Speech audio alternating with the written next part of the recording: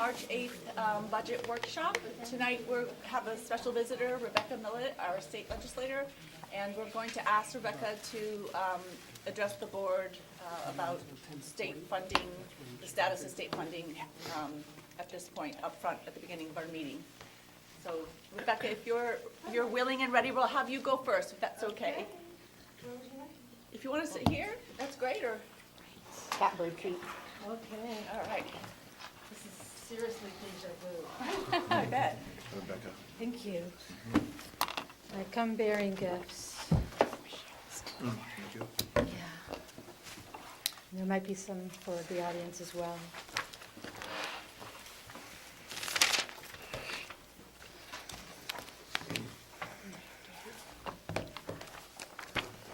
So I will just start off by saying that I know your pain. I have served on the school board for 6+ years during the recession and during a time when the council had voted on a cap for school, I think it was spending,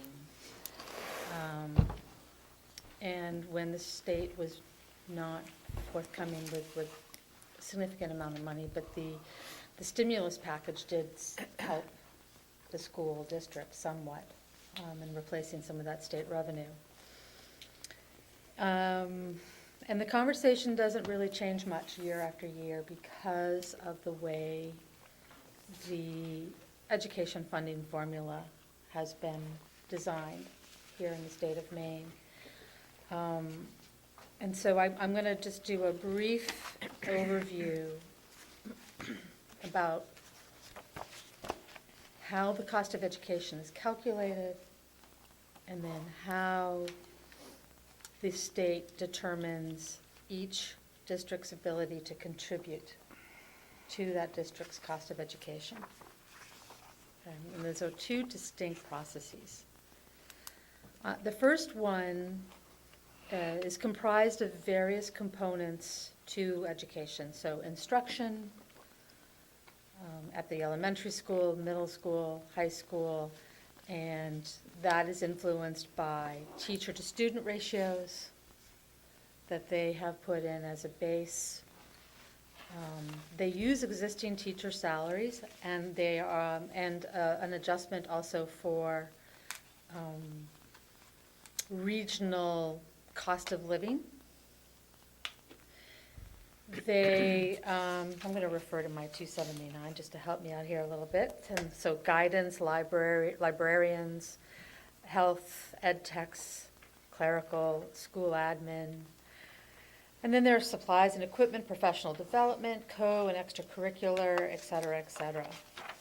And so this is all a bit very formulaic, and it's multiplied by the pupils in those buildings. It was recently changed to the 2-year average of the October count. And then there are some weights that have been included in the formula to recognize additional expenses for different types of populations. So English as a second language or ELL learners, pre-K, economically disadvantaged, et cetera. And those get factored in as well. And basically they come up with the cost of education for Cape Elizabeth based on these various input factors. This past year, when the biennial budget was passed, a significant number of educational policy changes were included in the actual budget document.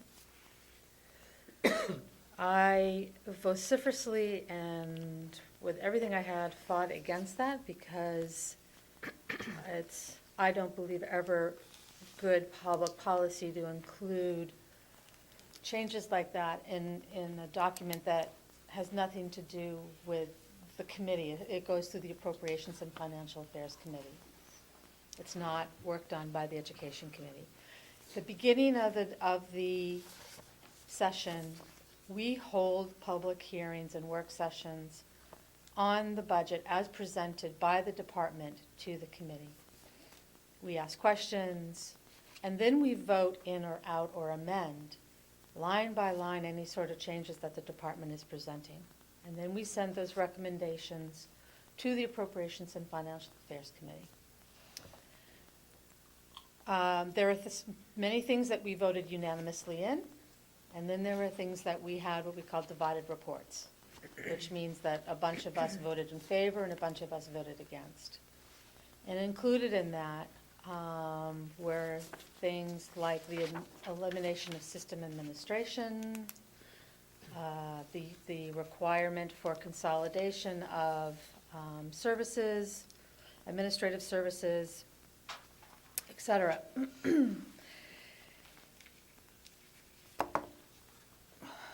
Because of the divided reports between the Education Committee members, a couple of legislators, with the blessing of the presiding officers, started to meet in private and negotiated a slew of language that was ultimately included in the budget that we passed to avoid the shutdown extending further. And at the very top of your page is a summary from the department about what excuse me, some of these changes were. So a lot of this is very good education policy, the extension of public pre-K, recognizing that economically disadvantaged students require additional support than students that are not from an economically disadvantaged background. But then there are other things that happened, which was like changing the state valuation that's utilized from a 3-year average to a 2-year average. The elimination of system administration funding over time if you're not a member of a regional center, et cetera, et cetera.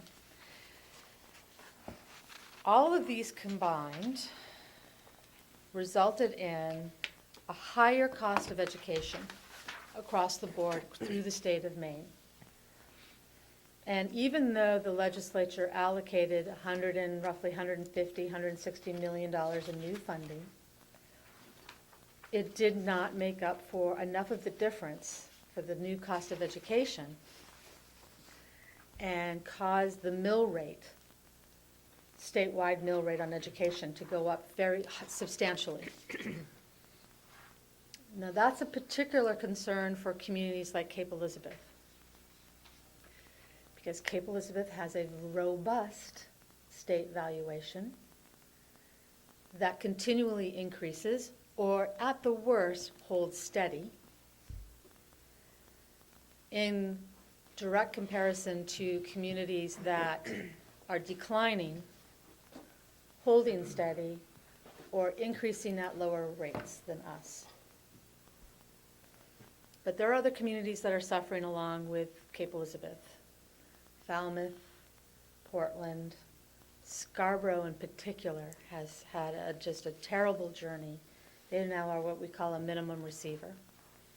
Because, and this, what a minimum receiver is that the amount of money that their property valuation can generate with the mill rate is more than the cost of their education as calculated by EPS, the Essential Programs and Services model. And when you're a minimum receiver, you still get some funding, but it's basically, well, it was at 35%, but with this budget, I believe it went to 40 or 40 or 50%. I can't remember, I apologize. I think it's on here somewhere. So that's Scarborough's journey, and it potentially could be Cape Elizabeth's as well.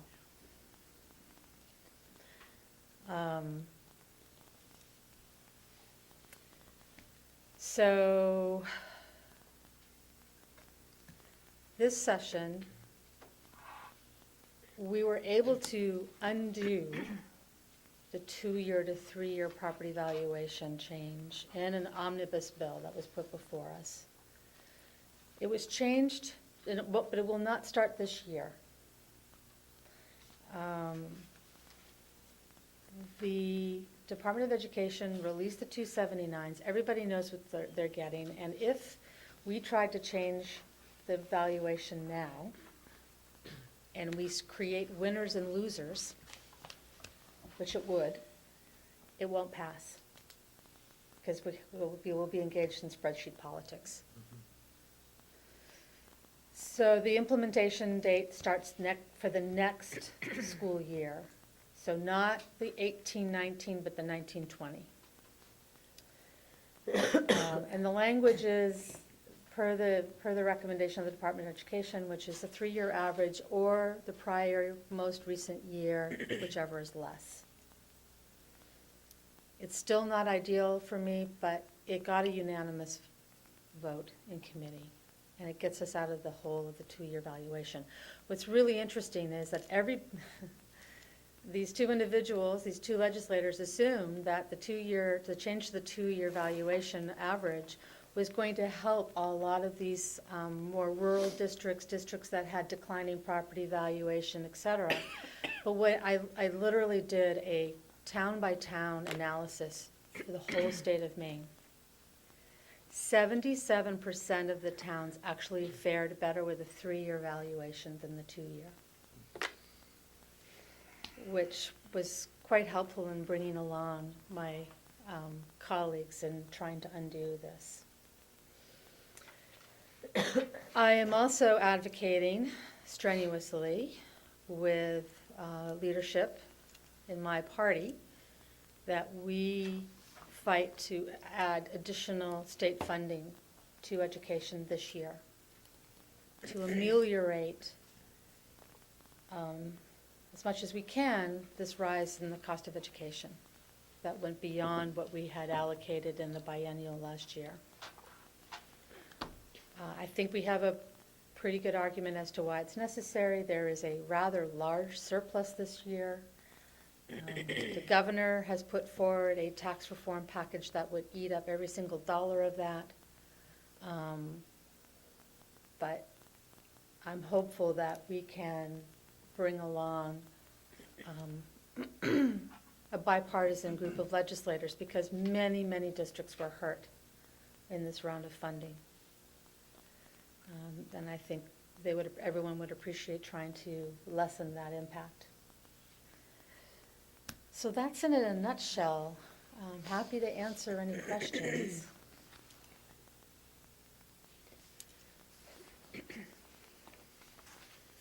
Rebecca, how encouraged do you feel that there might be some changes made this year versus other years in terms of in favor of giving some extra money back?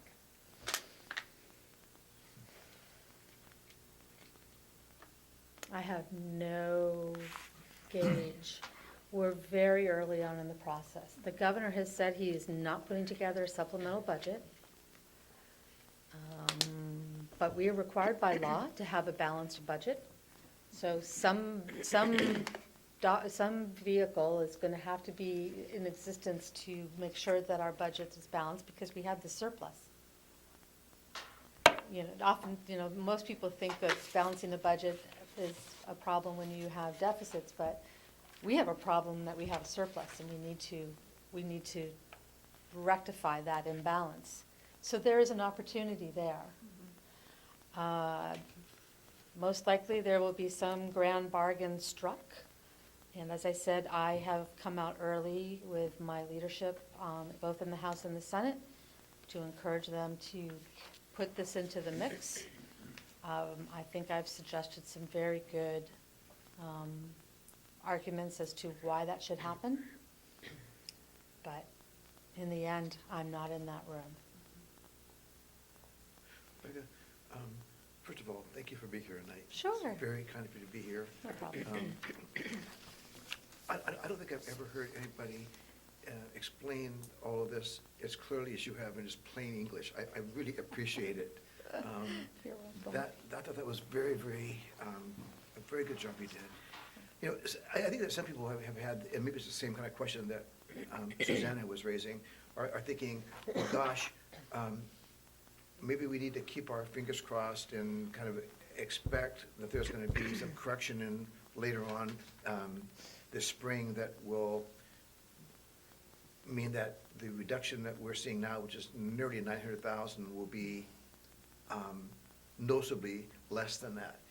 And would it be correct to say that it's always good to have hope, but don't count on it, that we should be planning on, if anything comes in, treat it as a surprise, but assume that what you've gotten now is what you need to kind of work around, work with?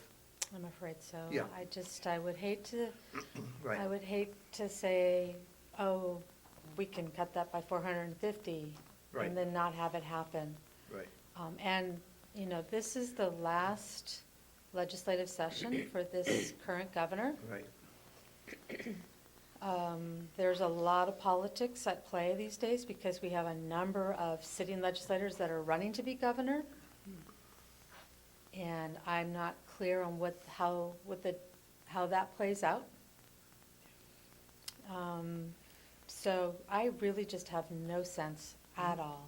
Yeah. I will, if I start to hear things that are like, okay, we've got bipartisan buy-in into this, I would definitely communicate with you and let you know that. But, you know, the ugliness of the situation is that our work doesn't wrap up until, in short sessions, and middle to end of April. That's still too late for you guys. And in the long session, it's oftentimes middle to end of June. Right. And this year it was, I think, November.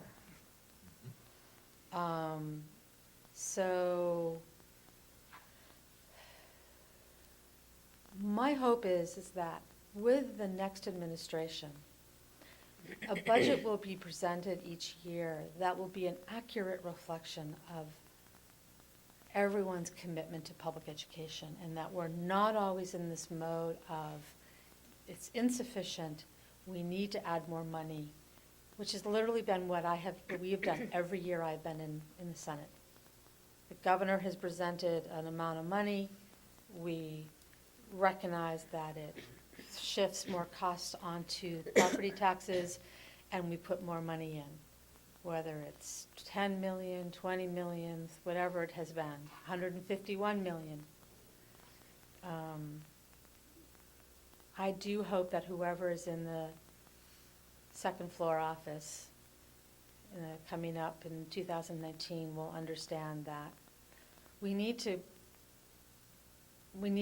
meet the expectations of the Maine citizens that 55% of the cost of education, total cost of education, not the cost of Cape Elizabeth's education, right, but the total cost of education will be funded by the state.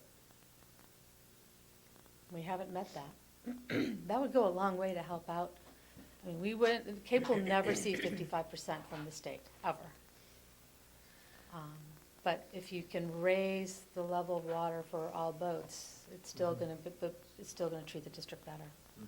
However, if it were funded at 55% today, our allowance would be significantly different, is that correct? Yeah, I mean, there are very few that get 55% or more. And so, So the total amount that goes into the formula affects everybody in terms of how it flows down. yeah, And so, well, you may not, it's not a one-to-one relationship, but that number is important. And important even to communities like Cape Yep. Elizabeth. absolutely. Even to communities like Scarborough, depending on how close to a minimum receiver they are. Depends on how close they are to being a minimum receiver. Yeah, not so much for Scarborough. Minimum receivers are not helped when the state contributes more money to the cost of education. Because all they get is 40%, they only get 40% of their special education costs. So. But this is one of the reasons why, so if you have increasing property valuation and a decreasing student population, that's bad. An increase in Property valuation and a decreasing student population, that's a really bad combination.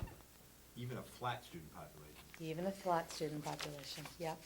Scarborough, has an increase in student population, but a huge growth in property valuation.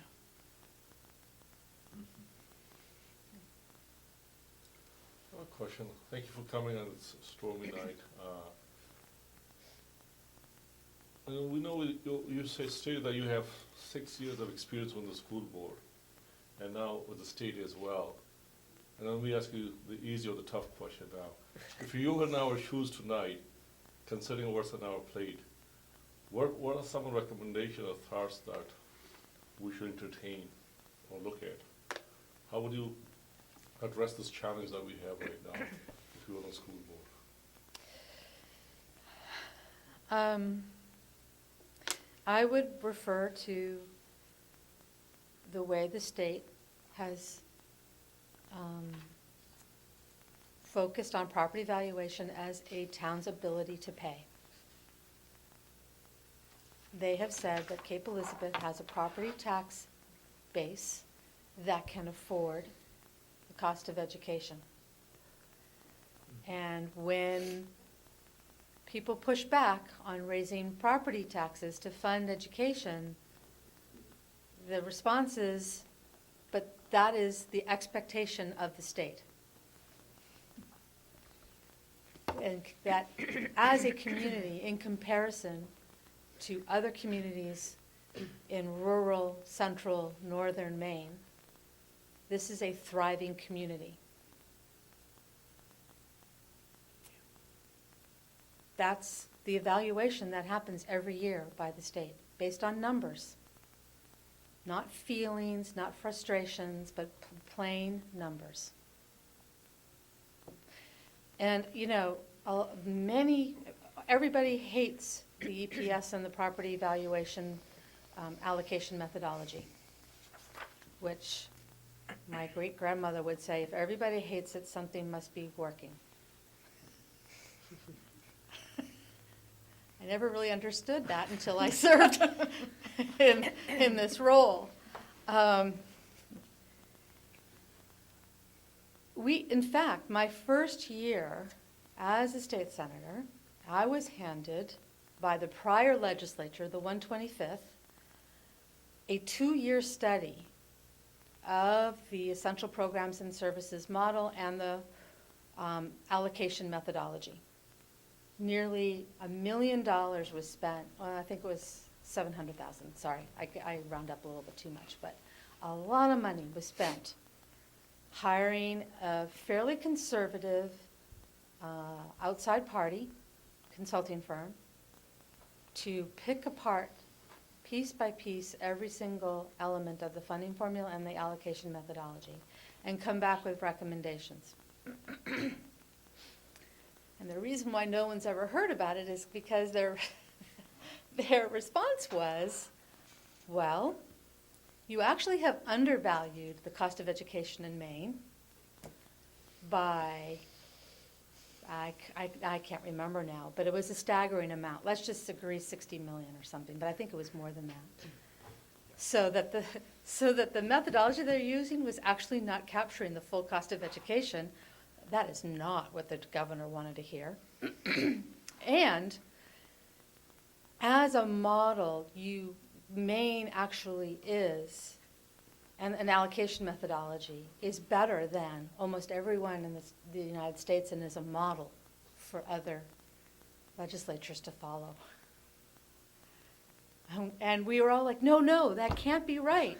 That can't be right. What if we were to add in income, community income, median income?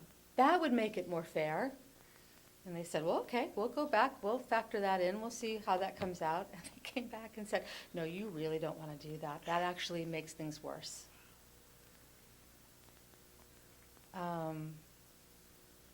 So there you are.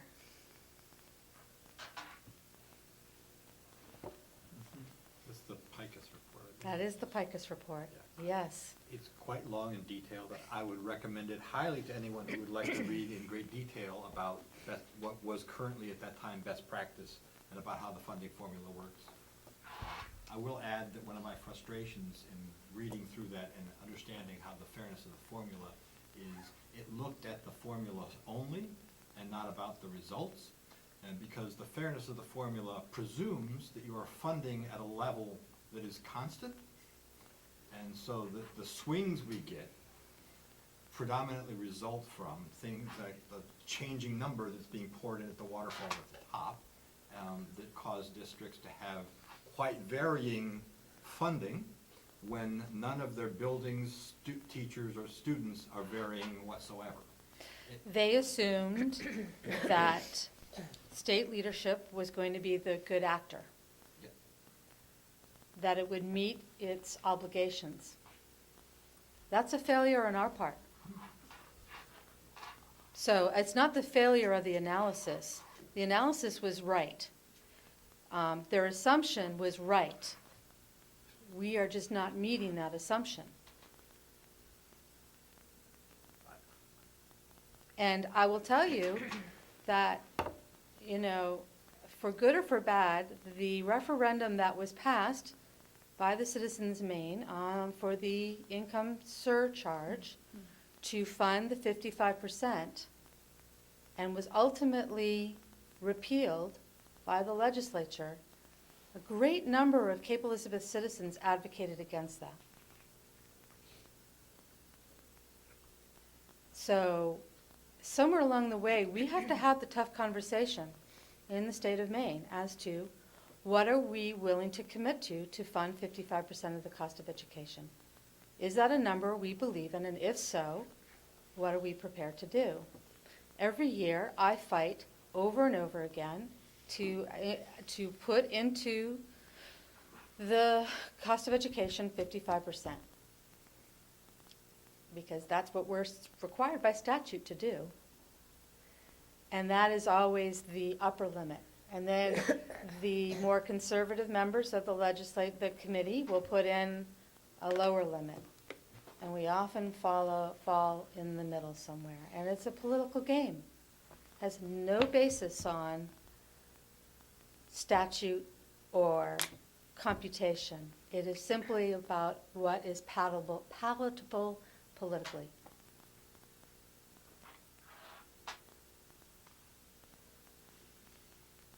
It's baffling to me. My understanding of the word statute is law. Yes, well, here's the thing. What I have discovered is that there's a long-standing practice of rewriting law every year. And we can do that. We repealed the referendum statute. That was law. Once the citizens voted for that surcharge, that was state law. And then the legislature repealed it. And so every year in the budget document, we change law to say, this year we're going to pay 48.5% of the cost of education. But for every year going forward after that, we're going to be at 55%. So again, this is about, my hope is that with the incoming administration, there will be opportunities to have this conversation and explain the consequences of the state not meeting its obligation, and to build a commitment from the chief executive's office to the legislature that we're going to get serious about this. It's causing problems across the board. Cape Elizabeth is not the only one. We have RSUs that are dissolving because of fights over property taxes, because of people fighting over how much they have to contribute versus another district or another community. It's not good for our schools. It's not good for our communities. But it's nothing that you can control here. I'm so very sorry for that. I mean, I went to Augusta to fight for our schools. That's why I went. Because of the 6 years of going year after year, going through what you guys are going through, I went there to get more money for our schools. And I have. Every year, we get more money than what the governor has put forward. but it's just, and we have slowly rebuilt it. I mean, it's been this slow, tortuous climb up. So, So are you suggesting that we budget the minimum receiver? And Oh, anything else no. we get becomes bonus? I mean, are we heading in that direction as Cape Elizabeth? Let's see.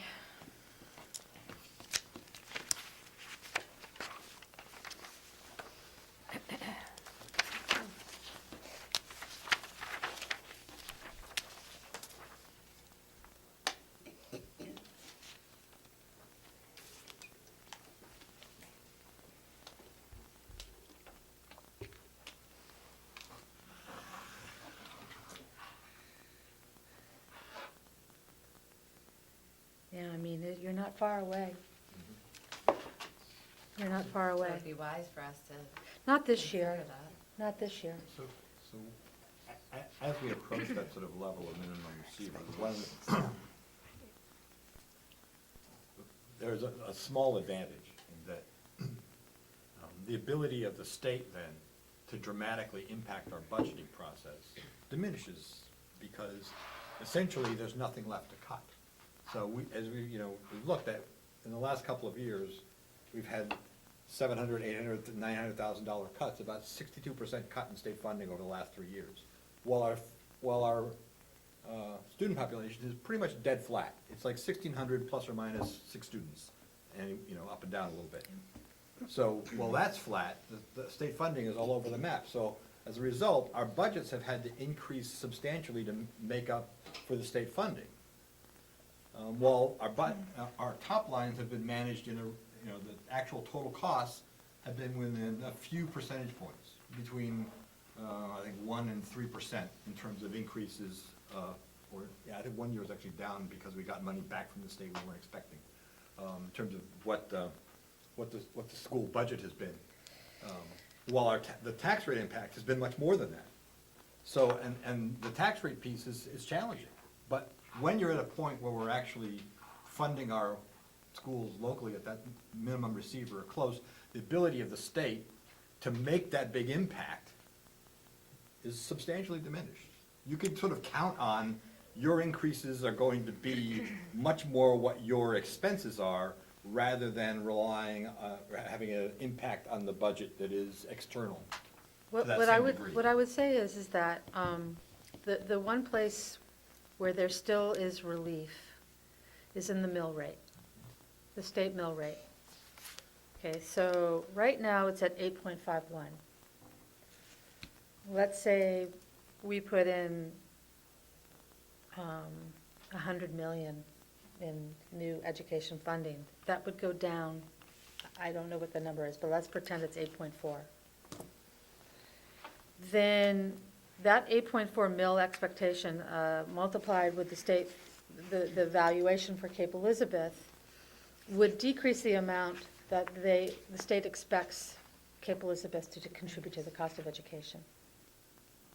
Okay, so while Cape Elizabeth's valuation is just constantly increasing, right? It went up roughly 7% between last year and this year.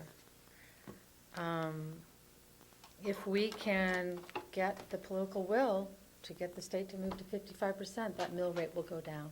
And we don't mess around with the cost of education, the total statewide cost of education. Right, so, and in that cost, that increase in the total cost of education, Cape Elizabeth doesn't really benefit from that because we don't have a lot of economically disadvantaged students and ELL students. But there's still some possibility of, if we can get a chief executive and a legislature that's cooperative around state funding of public education to 55%. That's what I have to hang my hat on. How likely are we? how many people are running for governor right now? Who's going to come back into the state legislature? I mean, the Senate has 8 senators that are termed out, but, and in addition to that, all of us are up for and the remaining are up for reelection every 2 years. Same with the House. Everybody's up for reelection every 2 years. So you never have any idea who's coming back, who isn't, the level of understanding, the level of commitment. You can build all of this goodwill and an agreement and then come back and have it be a shadow of itself. You just don't know. I have a question. How does the state evaluate whether the Cape Elizabeth, whether we are economically disadvantaged or not? Is there a formula that Yeah. we need to we need to do a resurvey? I know most likely we're fine economically, but there are still certain percentage over here. It's free and reduced lunch, the number of Yeah. students who are Okay. enrolled in free and reduced lunch. Okay, so speak on that. Mhm. And We have districts that have 70, 80% free and reduced lunch. Cape Elizabeth is what? About 8, about 8? About 8%. Right. Yeah. Yeah, a tenth.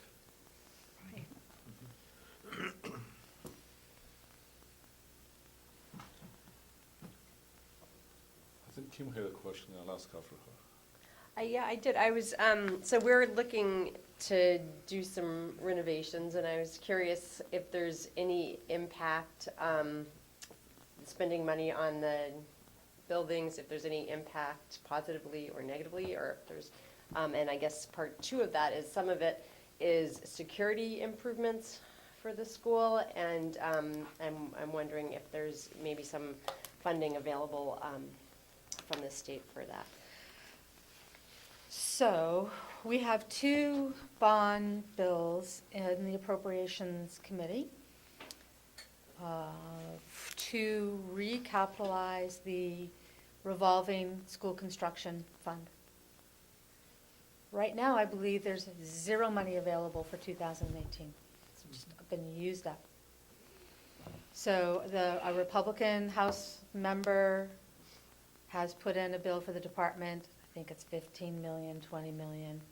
And a Democratic member has put in one that's 40 million. So the good news is there is bipartisan agreement that we need to recapitalize the fund. And it's going to be up to the Appropriations Committee to have the conversation around what that amount is. The unfortunate good news is that because of the events of Florida, there is renewed focus on the need for making these upgrades. The Legislative Council, which is made up of the Senate and House leadership, Republican and Democrat, allowed a bill in to create a special fund for security upgrades. And my argument has been to everyone that just recapitalize the revolving fund sufficiently. Don't create a separate fund. Just recapitalize it to an amount where all districts can qualify and get the work done that they need to get done, and be prudent with taxpayer money so that you're maintaining and upgrading your existing facilities rather than tearing down and rebuilding, which is always much more expensive. So I am optimistic that we will have a recapitalization. It's just a question of how much it will be. And is there a list or less well-off districts more likely to receive funding if it is recapitalized, or how does that? There is priority one, there's a priority 1 category, which includes health, safety, and security. Or now that's repetitive. I think I actually have a bill in to clarify that security upgrades and installations will qualify as a priority 1. But I am unaware of any existing list And whether you have to reapply every year, I'm unclear, but I can find out for you.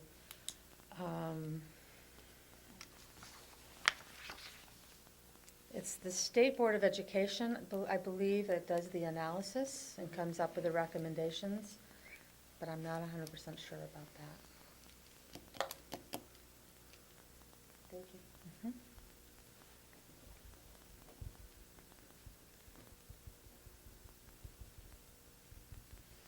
I'm sorry to be such a downer. No,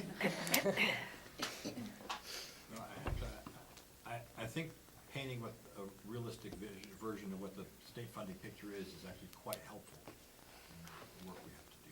So we really appreciate it, both the clarity and the thoroughness. Yeah. And email me anytime with any questions. I'll do my best to find the answer if I don't know it. I had one additional question, which is, Oh, it's sort sure. of, it's a broad question, but, you know, to some degree, there's a little bit of like trying to play the game of the funding. And I'm wondering if there are areas, like I feel like we've talked about gifted and talented, that maybe if we are enhancing our gifted and talented offerings, we get a greater benefit in funding from the state. So I guess I want clarification on that point specifically, but if there are other areas that we maybe are missing out on funding, that we could enhance what we're getting from the state by altering something here, you know, what we're doing with our budget here. And that might be a bigger question than you can answer on the spot, but I think if there's any room to maximize our state funding going forward, we should. Right, Do it. so if you were to increase the gifted and talented expenditures, you're raising the cost of education here in Cape Elizabeth. And then you will be paying, what is the current rate that you're getting from the state? About 8%, 10%? You'll be paying 90% of that.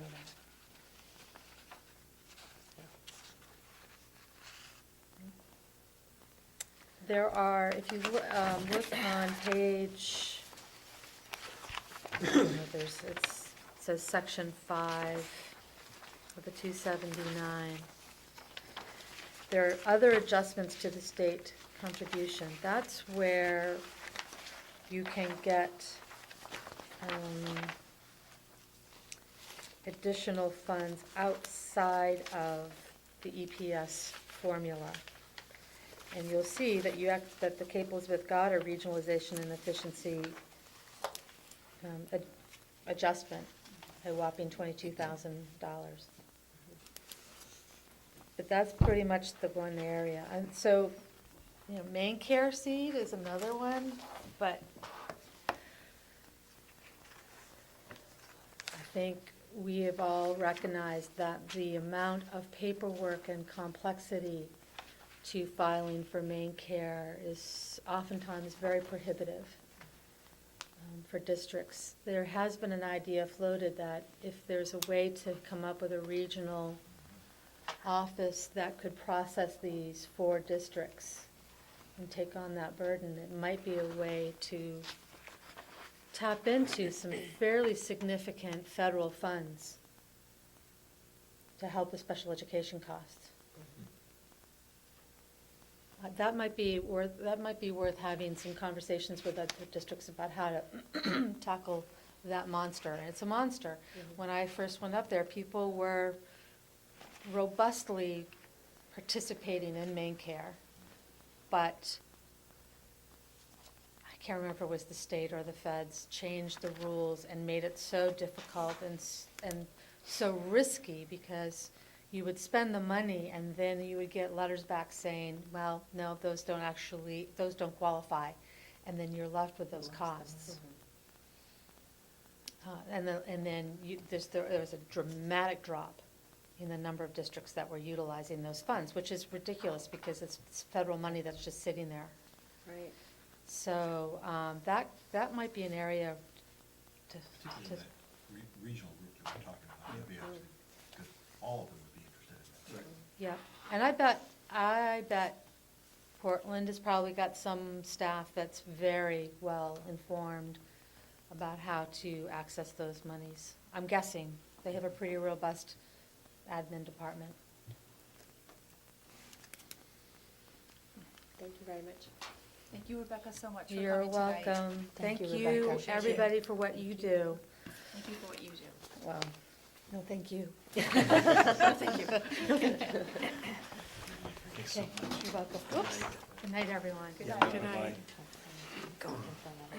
Kimberly, to expand on a little bit on your question, in regards to some of the EPS formula and where we don't quite match up, so we might be receiving a little less EPS funding than we otherwise would. It's mostly at the high school, and it's mostly because of the high school that we have, and I think Jeff went through some of this, talking about the level of guidance that we have and sort of the approach to the breadth and class sizes and offerings that we have. Yeah. And while you might receive more,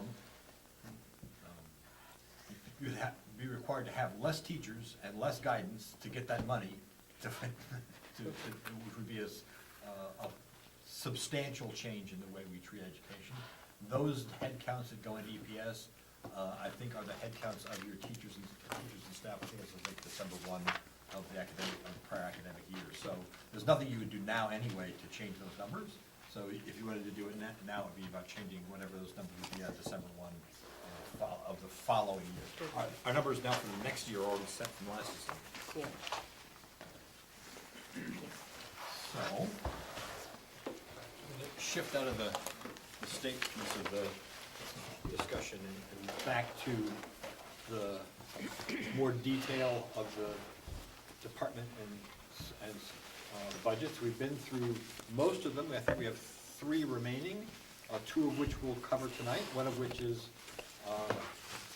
the Director of Teacher Learning's segment, and we have one from Howard, and then one from Catherine Mesmer, the business manager, who's not with us tonight, and we'll cover that at the next budget workshop. So if you'd like to Sure. proceed?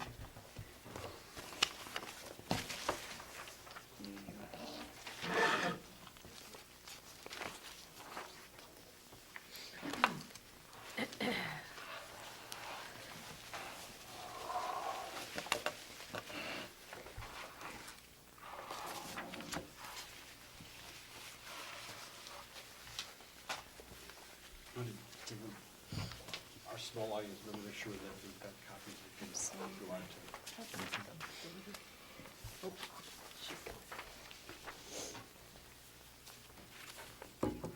Thank you. So I'm going to talk to you about 3 different cost centers, the ELL, English Language Learner, GT, Gifted and Talented, and Improvement of Instruction cost centers. And I'll beginning by saying that all 3 of these cost centers are in this current budget coming in flat, which is to say there's as far as discretionary income is concerned, there are no increases. There are increases that are connected to salary and benefits, which are contractual, but as far as the discretionary part of these cost centers is concerned, there's, for all intents and purposes, no increase. So I'll start by talking about the ELL cost center. Again, English Language Learner, you know that it's a federal mandate that we provide English language instruction to our students who are identified as English language learners. Over the past 10 years, our number of ELLs, or Ls, has ranged from 6 to 21. This current year, we're providing services to 10 Ls, and that's over 3 schools. We have 1 full-time ELL teacher who is in all 3 schools, and does a great job with them. We anticipate the number next year being about the same. We'll know for sure when we get back the results of the annual WIDA access test. Once a student achieves a 5, which is a composite of their skill in reading, writing, listening, and speaking English, then they are dismissed from ELL services. But we anticipate that we will remain at the 10 for next year. Any questions about the L's before I move on to the next? So GT, so you know that we increased our GT teacher position this current year from a .25, which was well below the state norm, from a .25 to a 1.0 in this current year, and there is an evaluation of that position. We feel that it has been very worthwhile, and we're really grateful to the community for supporting it. That GT coordinator is now able to provide services, both pull out and push in to the 86 students who've been identified for gifted and talented services in grades 4 through 8. A question that has come up is whether that is sufficient, and it's for next year, and it's a question that we've taken very seriously, and have decided that for next year we feel that 1.0 is sufficient for a couple of reasons that I've listed on the handout. One is that in the 8th grade currently we have 27 students who are identified. That's in part about the size of the 8th grade class, but also about the fact that that was, I believe, the first year that students were identified, and honestly, you're not supposed to identify more than 3 to 5% of each grade level, and more students were identified than probably should have. And so we anticipate both for that reason and also because the current 3rd grade is quite a bit smaller, that we'll be identifying fewer than 12 students. Another factor in our believing that 1.0 is enough is that we intend to do more with clustering. If you figure you're going to have 12 3rd graders going into 4th grade, perhaps you put them in 2 different classes or 3 different classes. That just makes it easier then for the GT coordinator to work with those students. Any questions about that cost center? So just a reminder, the GT person is working predominantly with the middle school and also doing consultative work to the high school and then elementary school. Yeah, she provides direct services to students in 4th through 8th grade. So she does work with the 4th grade at Pond Cove. And yes, she consults with teachers more at the K2 level than at the high school level, although she does when asked. And that's just about the way that the high school is structured. There are multiple levels, and so it's Less the need for less need for differentiation. differentiation because it exists already, exactly. I have a question about ELL. Yes. In the past, we had 6 students and with 1 teacher. Now we have 21 students, and still 1 teacher. At what point will you identify, what number of students will identify triggers that Right. you need 2 teachers? My understanding is that when there were 6 students identified, and that was a decade ago, that the ELL teacher was not a full-time, that was not a full-time Correct. teacher position. So I think that's a great question. I think that when you have a range in terms of ages, it's harder for that teacher to divide their time. You know, that the clustering I was talking about in terms of GT, that works really well if you've got, if your Ls are, say, all in the 5th and 6th and 7th grade, and if they're at roughly the same level of English proficiency, but a teacher's not gonna work with a kindergartner at the same time that he or she is working with an 11th grader. And if you've got a student who is essentially at a beginner, it's gonna be much more difficult to work with that student at the same time that you're working with somebody who's Yeah, I mean, sort of at the top of their proficiency. So I think that, we ask a lot of the person in that position. But again, there've been a number of conversations, and she has felt that she is able to meet the needs of the students that she has. And since we don't anticipate that number changing next year, we feel comfortable with the 1.0. There's no standards, there's no specific No. number, okay. So Now, so just to clarify, we don't currently have 21. 21 was the high within the last decade. We currently have 10, spread across Yeah. three schools. Okay, And I think the general answer to most of these questions is it depends on student need. Correct. And to enlighten that a level deeper, to see if I've got this right, what you're saying is part of that student need depends upon the clustering and grouping, because you may have greater or lesser need for services that are differentiated.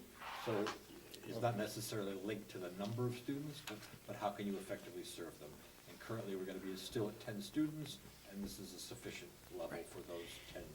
Right, arguably, if your 21 students were at approximately the same level of English proficiency, and, you know, within a few years, age-wise, that might actually be an easier caseload than 10 students who are in all three schools and are at widely varying levels of English proficiency, so. So we look at it every year, and we make that determination.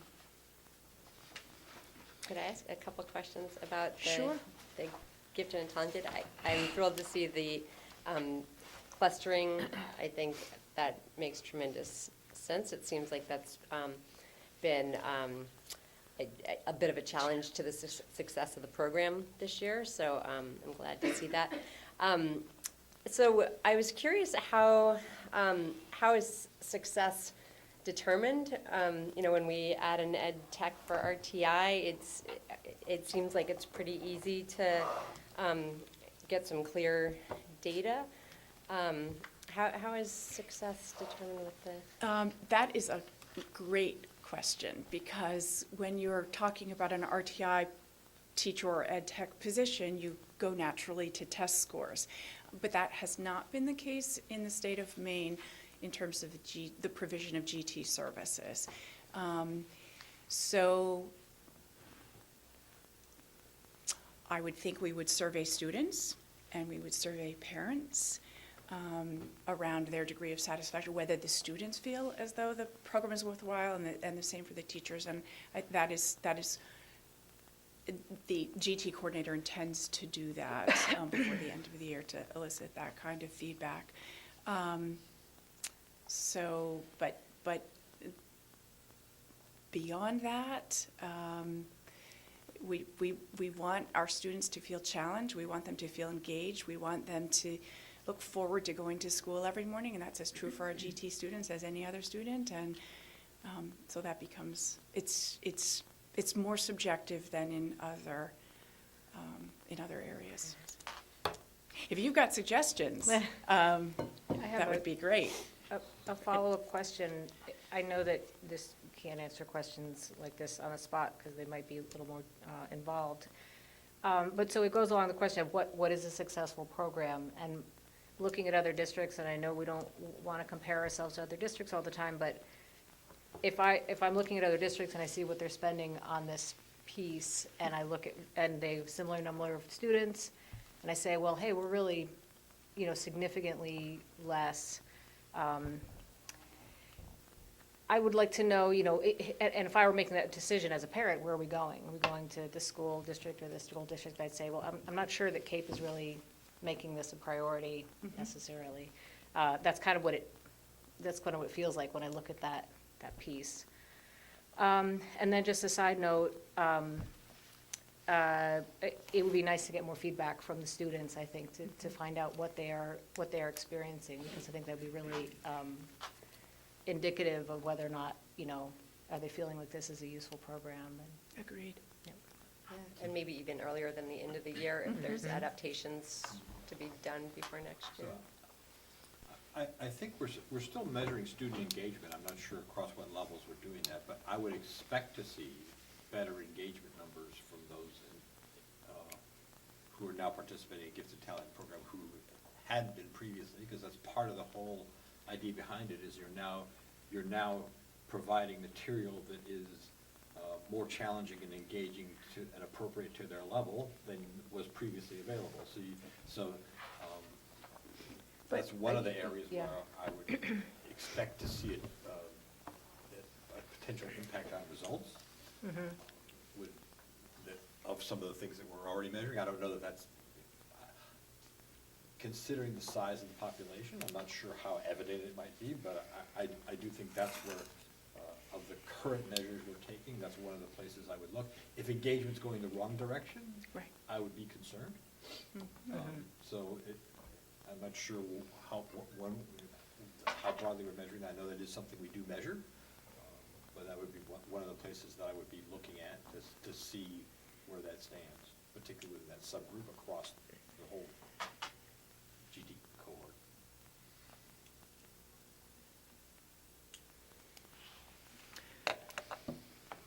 Okay, any other questions about GT? Thank you. Thank you. Okay, so then the other cost center would be the improvement of instruction cost center, and that's actually broken down into 4 categories, K-4, 5, 8, 9, 12, and district-wide.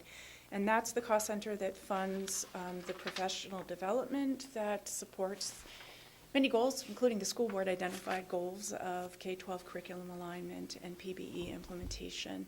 And this is work that takes place during the school year and also during the summer. Actually, the bulk of it is spent during the summer to stipend teachers to engage in this really, really important work. And then also within those costs, within that cost center, you have the contractual stipends, which again are intended to increase teacher effectiveness and therefore student achievement engagement. The first 2 are actually state mandated.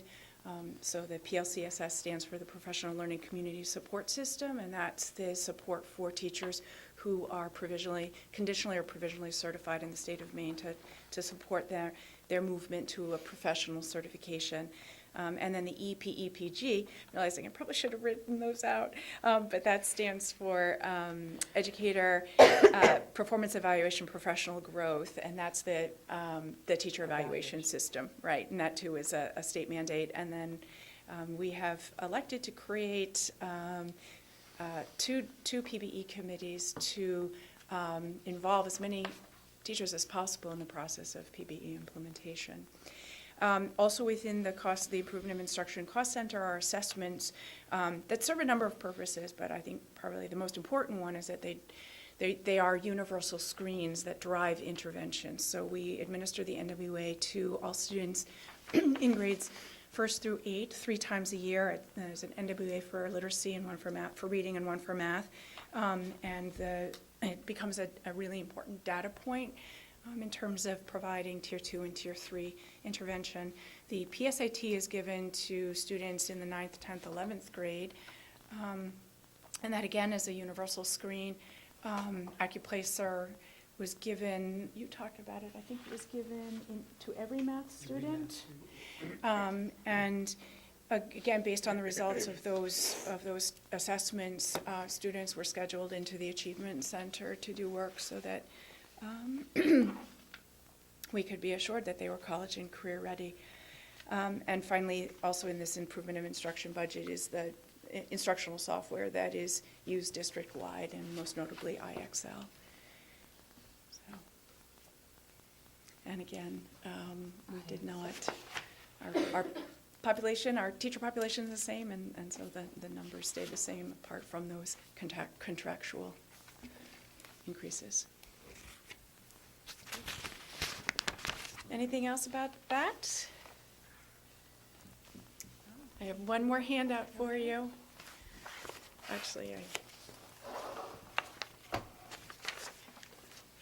Thank you. Actually, I need to keep one, I'm sorry.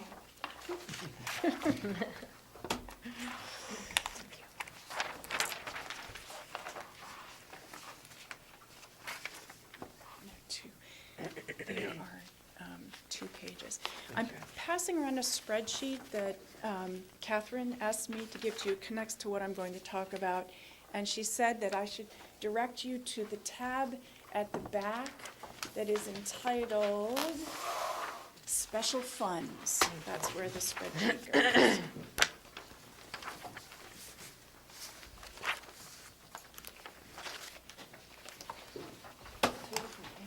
Yeah, there are 2 different pages in the spreadsheet. One is for the Elementary and Secondary Education Act, and the other is the Transition Grant. What's that? You wanna put it this way? Oh, is it just, Yeah, I don't like it. it already was that way. It was- Yes, it it's already to was take that way, yeah. And then the next Just take the person- first yes, two. Yes, Yeah. okay, sorry.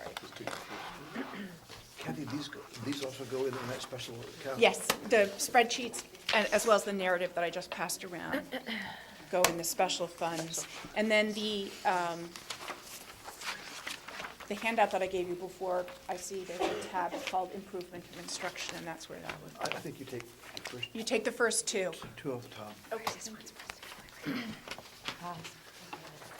Special funds, and these will go in special.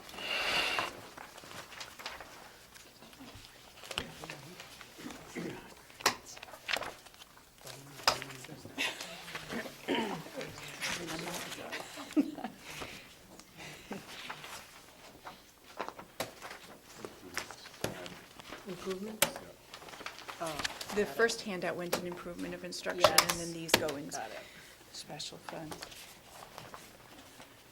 So the special funds are the federal and state funds we receive for specific purposes.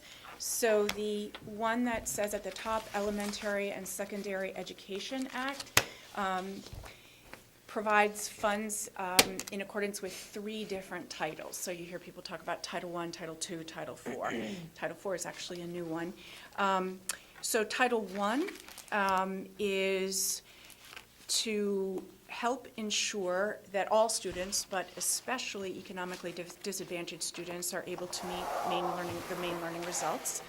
Title II money is targeted for the improvement of teacher quality. And then new this year is Title IV, which is to increase student achievement in targeted ways.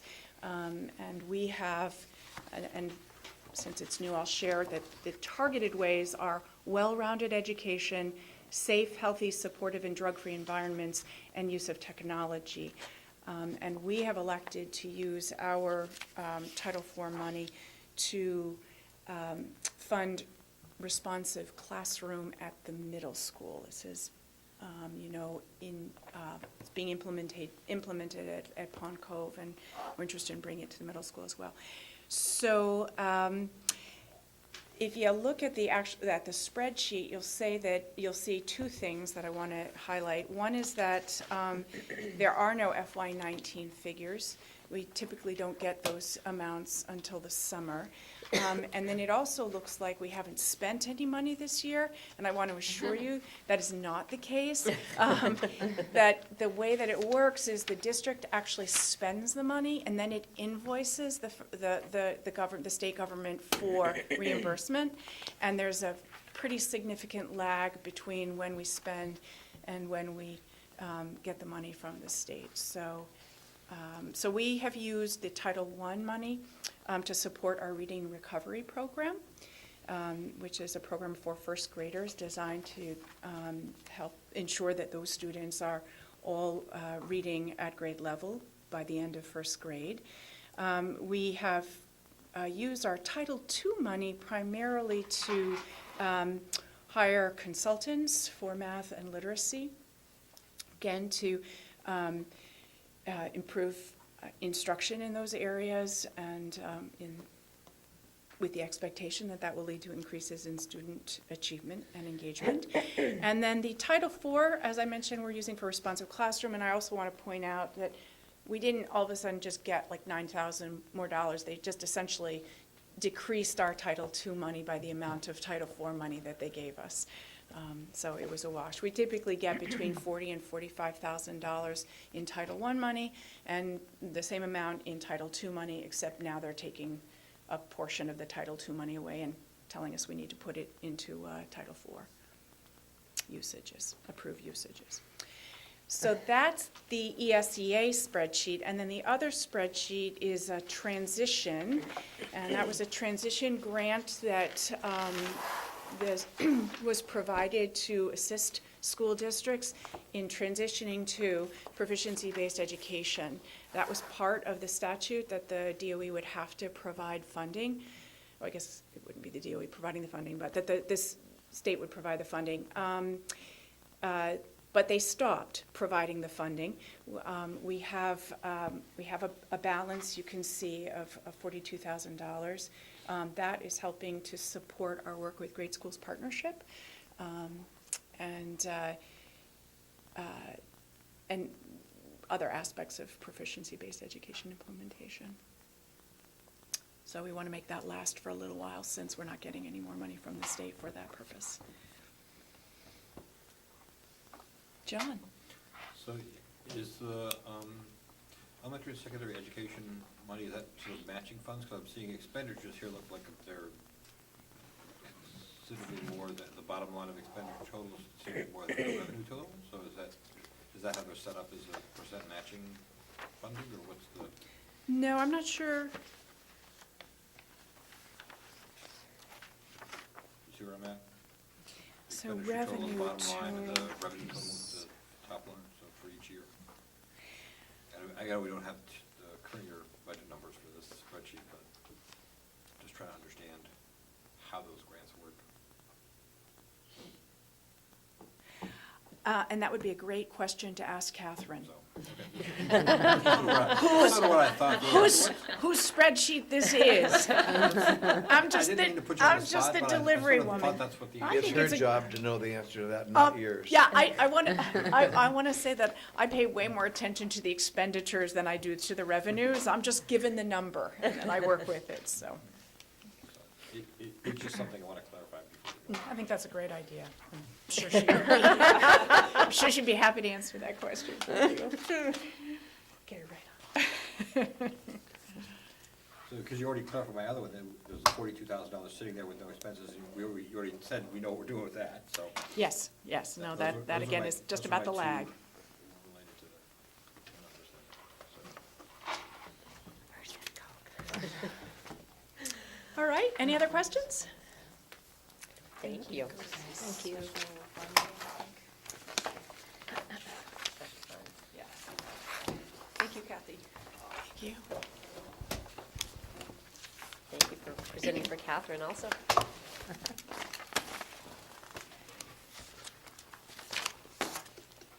Present is probably a little strong, And all things considered. Thanks for handing out the sheets. You ready? Your turn. Okay. Yeah. So, there are two items that I don't really see them as under the superintendent, but they have not been on any sheet to this point for consideration that need to be out there. And so I've added them to the bottom of what's your page 37 under your, you know, that the very beginning of your book, there's just a lot of paperwork there. If you go to page 37, it's called Priority Items Not Included in Initial Budget, FY 18-19. So this is your replacement. Please tear out the one you got and insert this one. And what's different, there are two things that are different. On the bottom of the front page, page 37, are two items that you haven't seen. One of them is a school resource officer. That has been, pardon me, raised recently, in part because of the Parkland, Florida shooting and just overall concerns about doing what we can to be sure that our schools are safe for our students and our employees. And there've been articles lately in the paper that some schools in the general area are actually adding, they already have school resource officers, but they're adding additional. And currently we have none. And I've heard two things about this. One is that if we're going to have one, probably that person ought to be primarily available and present at the high school, for obvious reasons. But I've also heard lately some people in the community saying, that's a good idea, but why would we also have one at the middle school? So I've put down here a rough cost for one. I don't assume that, I don't assume anything. I mean, I just want you to know that if you were to say, we want to consider adding two, obviously that bottom line goes up, right? By another 80,000. And that 80, I think, is a ballpark number, and it's a total cost of salary and benefits. And the officers normally in these roles are primarily a school employee during the school year, but in the summer months, they work for the town. And so it is common that there's a shared cost for these positions. The district pays the majority of the cost because the employee spends more days at the school than for the town, but that would be usually split. So that's one position that I thought you really, it needs to be out there. We don't need to talk about tonight. I mean, it probably ought to be not talked about tonight because it needs to be something that people have a chance to think about, and you as well, but just I want to get it out there. The other one is the architectural and engineering fees, that this is the cost estimate for taking the project that you've heard about further down the road. And I'll talk about what that means in a minute. But I've been spending, ironically, more time tonight texting back and forth. That's what I've been doing here. I'm texting, I feel like hours now, with Perry Schwartz about power. Because here he is again. So, hi Perry. So, we have not had power all day at Pond Cove and the middle school. And as has been pointed out again and again, there is no generator at Pond Cove and the middle school. And that is one of the items that is listed as to be addressed in a future project. But just so you know, here's what it's meant today. It's meant that we're spending a lot of time worrying about the freezer. We've got a lot of food in that freezer. It holds food for 2/3 of all of our students. We had no electricity working in there, so we had a problem with our internet today. So we could not get our internet to work until about noon.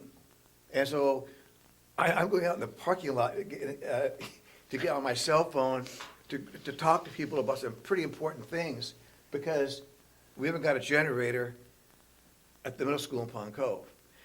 People are trying to reach me about meetings, about what are we doing about and there's no way to communicate with anybody. I mean, Jeff and I were trying to figure out, I'm just saying, on one level it's comical, but it isn't that comical. So just be aware that these are, I mean, I don't know, but these are obvious, ongoing, historical issues that need to be addressed. So getting back to this study, I think we paid these people this year around $35,000. These are round numbers. I don't know what but it's something like that. And they met with us, and they toured the schools, and they talked, and they drew up some things, some ideas and options, and they met with our building committee and met with you all and the public. But it was just kind of like getting to know each other and getting a sense of what's out there. And in the work that's the next stage of this, they would be bringing in teams of people to look in depth at all three buildings. Everything that is on that list right now are things that we pointed out. There are things that we're missing. There are things that we wouldn't even know about. So there is money in that cost estimate for this project right now for, you may remember, for things that are to be discovered. But all that work of studying the schools, and by the way, out of that money for this current year, they're gonna go back and meet with teachers in each of the three buildings and hear from them what's on their list. So that's part of what's getting done this year, though it's beyond what was meant to be done this year and for that cost. So anyway, they would then start really beginning to do some concept designs next year. They would be giving presentations. They would be working up drafts of what would go out to bid for a project. They would be helping, provide a cost estimate from a third party, or what to actually build this. So all that work to get ready for a vote on a bond. That's what this money is about. So if we, as you can see, that is a very large number. And I'm sensitive to the realities that we're facing and the challenges we already have with the budget.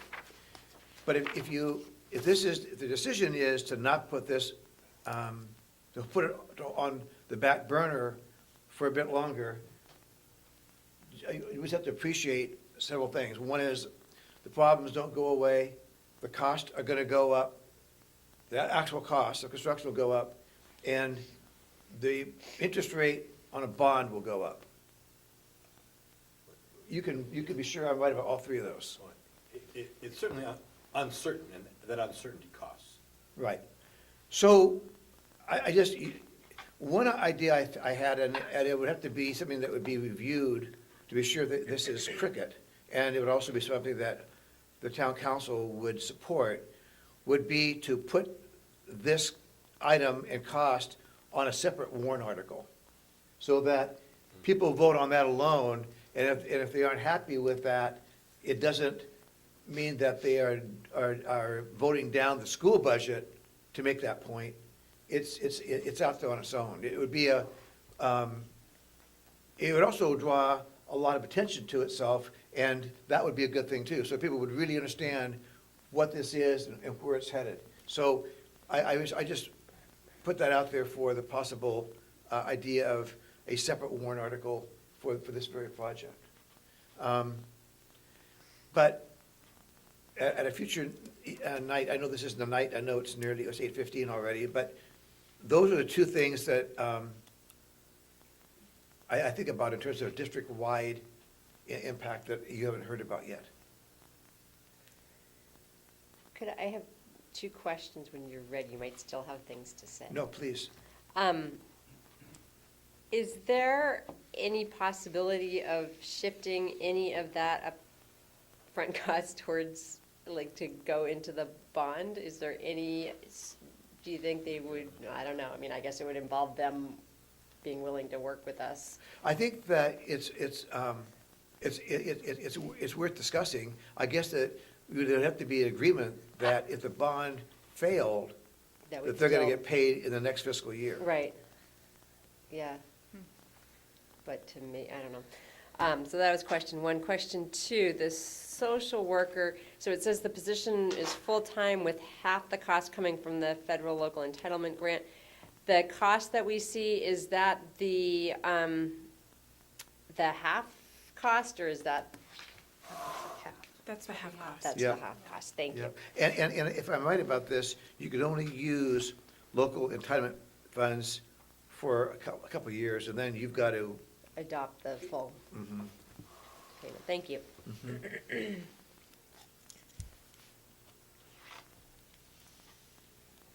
I believe that, I should say, well, it's possible that this list could be discussed in some real detail at your meeting next Tuesday on the 13th, if that's what you want to do. Thank you.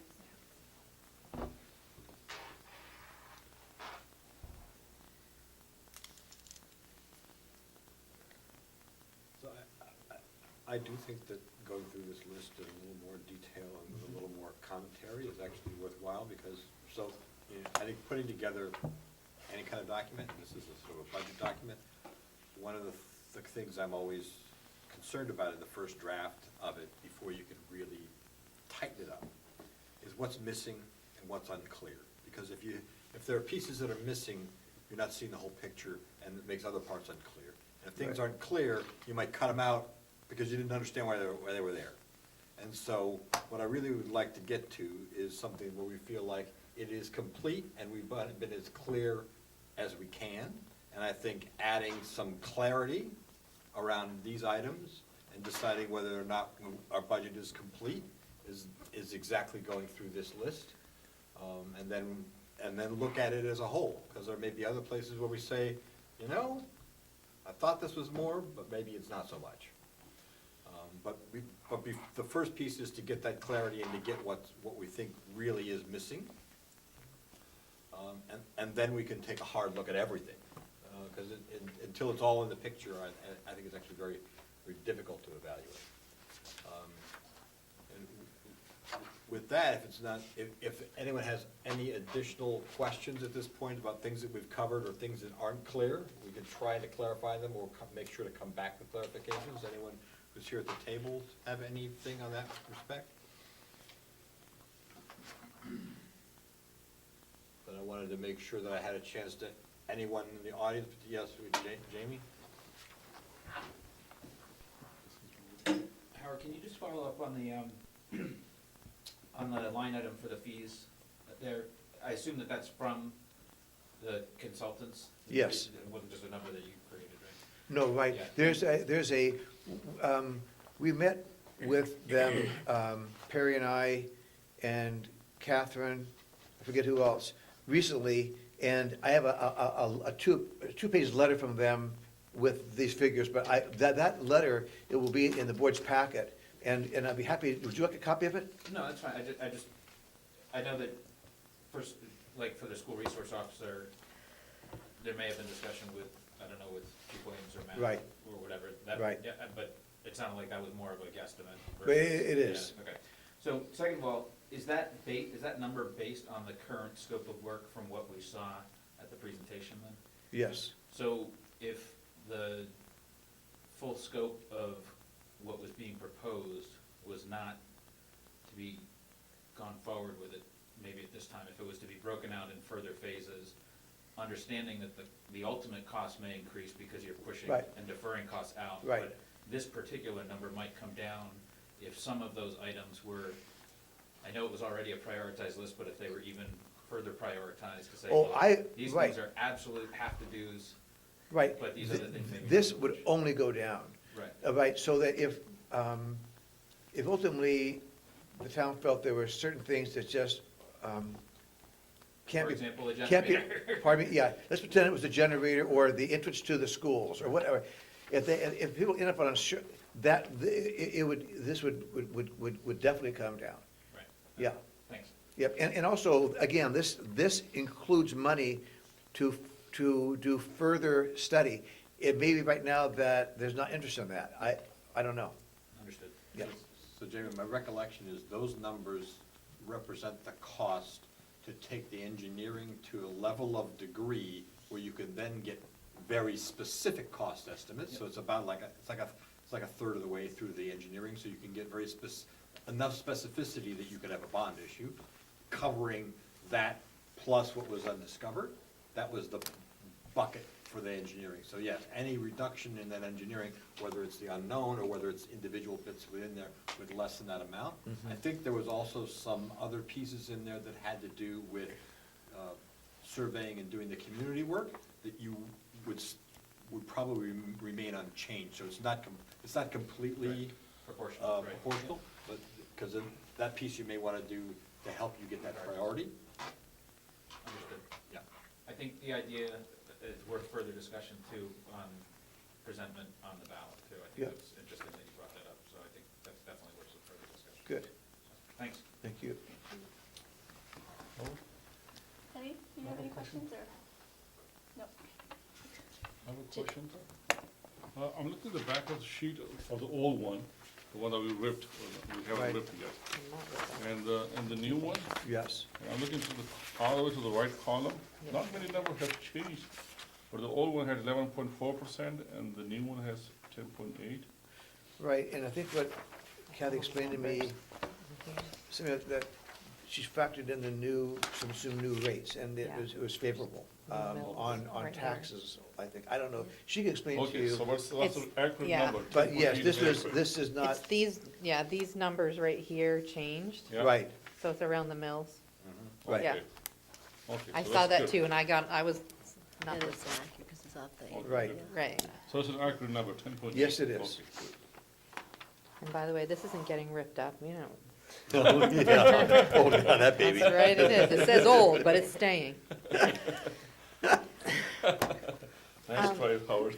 So I have a clarification question that's probably for Jason, so you can let me know if you'd prefer it in an email. So if we're looking at the list, old or new, the additional lunch/recess aides, I think they fell in the new program position proposals. So yeah, they're in the new program position, they're in the proposal section, which means they're, to me, means they're not in the budget. But they're not on this list, which means they are in the budget, so there's a confusion there. Wait, they No, are they're in at the there. top of the list, They're at They the are? top of the list, yeah. The learning strategist. No, not the learning No, strategist. below, to lunch/recess aides. Next one. Oh, duh. Thanks for the reading. Thank you. Long meetings. Long meetings, my apologies. No confusion. Kimberly, did you have a question? No, I was just thinking about, I think it was an interesting idea that was put out about maybe if we broke things into stages, and I guess my only hesitation in thinking about that is that, right now, if we put it to bond next year, we're 2 years out from starting construction, and that would potentially be phase one, and then, depending how we did it, I don't know if we'd have to go through a bonding process for a second time, or how that would go, but, I think, my concern is that you're never gonna get on top of things, that by the next phase, we're gonna have a new set of high priority things that maybe supplant I don't know, I guess, I think that, the buildings continue to have wear and tear and deterioration. But maybe, I don't know. Yeah, no, it's a good point. May I ask a question? Yes. So, Jamie, when does the town council, what's the deadline for you all making a decision about, for example, the possibility of recommending a architectural study? Is that May or is it June, April? The reason I ask the question is that at some point, maybe we need to arrange a meeting among representatives of the board and the council and talk about, just for example, the idea, if it was gonna be split up, what might be in and what might be postponed, or, this is gonna have to be, I'm just really concerned about, we're getting close to the middle of March, and we're supposed to have a budget set by, I We'll think, take a break, Howard. I'm sorry, just to flip the tape. sorry. Right, no, you just. well, you get the point. I'll wait. Okay. Sorry. That's okay.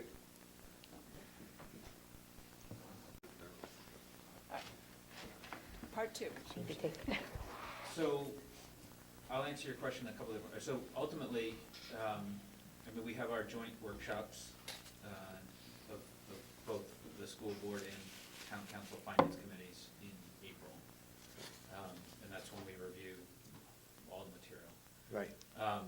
And then and I can't remember the exact dates, I was just starting to look them up, but in May, there comes a point in early May where we, as a council, will vote on what number actually Okay. goes out for the June referendum. Right, So it's sometime in the first or second week of May. okay. May 14th. May 14th, thank you.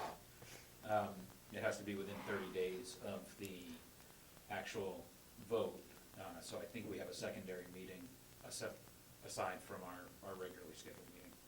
So anyway, as late as May, that meeting in May, when we're finalizing the number that goes to the voters, obviously there needs to be a lot of discussion, I think, that happens before that, whether or not Right. the number that you proposed on that list is Right. included in that.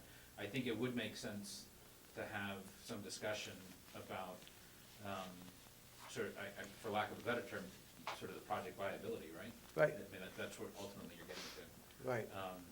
But I also don't, I don't think it's really the council's role or jurisdiction, if you will, to say whether or not, you know, we would approve the warrant to go to, for a referendum, but I'm not sure that the fees leading up to that is what you're talking about, is I think, you know, somewhat separate from that, because that's a budgeted item versus a bonded item. Is that- I'm thinking is that about I'm thinking about the budget item, Yeah. like for this year. I mean, I know one has to follow the other. Right, so I'm just thinking that, maybe we ought to talk, I mean, if there's interest in talking about this and in all kind of ways, I would just like to set some dates to start getting together, both council and school board. And there may be a time down the road, not obviously initially, that we would bring in the architects and engineers and just say, if we were gonna split this up, logically, what makes sense to you from your perspective in terms of just cost efficiency and disruption, the minimal, to minimize disruption to the schools, or what, you know, just, at some point, if we were really gonna look at that, we should get maybe their professional view on this. But, no, I'm just thinking about this coming year.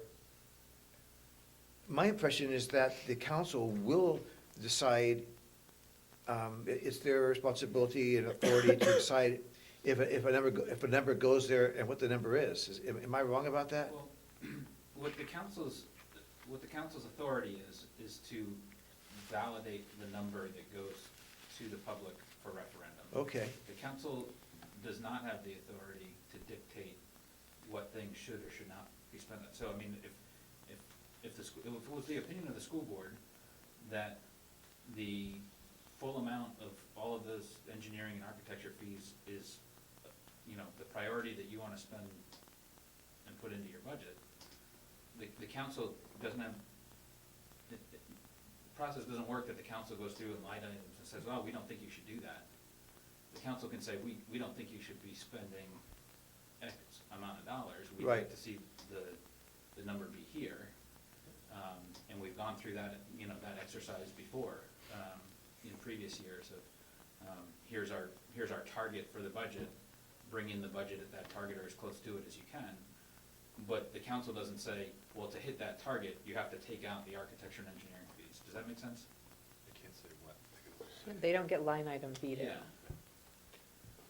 right, but if it's a separate warrant article, standing alone out there for a vote, That's a good question that I don't have an answer to tonight, because I not considered that as a possibility. okay, So, I think he's drawing a distinction in terms of, it is such a large item, and be linked to something that's going to require public approval anyway, that whether it is a specific warrant item or just an advisory vote, it may seem advisable to get guidance on that portion of the budget, particularly in the circumstances we find ourselves today. And so, how we would do that, I think is sort of still up for exploration and discussion. I think it's a laudable instinct to say, this is separate, this is distinct, the public ought to be involved in this, perhaps. Yeah. And, I mean, we can point to a couple of recent projects that have involved large financing by way of bond data, both the library renovations and the transfer station renovations. Neither of which were on the scale, though, of what is being proposed for the schools. right. So the initial upfront fees like this were not nearly as large and probably didn't require the same sort of, you know, vetting, if you will, you know, and gauging of public opinion like you're suggesting. Well, and they came at somewhat different circumstances budget-wise. Well, yeah. Yeah, all of that is true. Yeah. So anyway, we should talk about it more and talk about it soon. Good. Good. Thank you very much. Yeah.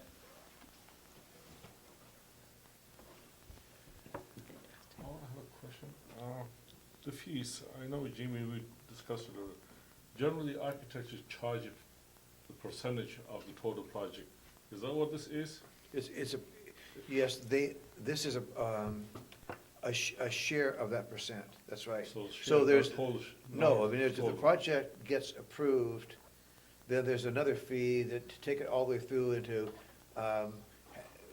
be sure that they are addressing all change orders, or approving those, that there are monthly meetings to approve payments to the construction company that's building the work, and to be sure that they sit down and approve and help us with the bidding process. There's a lot of things that they do Okay. afterwards, Okay. but this is definitely part of that general Okay. percent of a project. So would you say that this would cover the large chunk of that percentage? Or this Yeah, cover like yeah. 5% or 3% of that chunk? I don't know the answer to that. I Okay. think it's a considerable amount of the total. My recollection is it was around 25 or 30% of the total engineering fees, and then there's another piece of it, of that number, that is the consulting piece to do the community work. So it's not the total, that number doesn't represent only fees, it represents the consultative piece and a portion of the fees to take it to the percent necessary to specify. So Again, I've so got a you- letter, So they get a total cost they can put their name to. there's a letter in your packet for next week that, from them, it's a two-page letter that includes these figures, and it talks about what they're doing. Okay. I just trying to project I know. costs as well, okay. Yeah.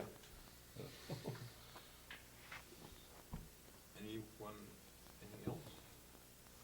I'll just say in my closing remarks, Howard, you had spoken to me earlier about an article that was in the Press Herald by the superintendent there that talked a little bit about their budget situation. Yep. And I would recommend that to anybody, because they're in the process now of looking at how they fund their schools, and in a similar circumstance, they have, on an apples-to-apples basis, also have significantly less funding, and they have a rising student body.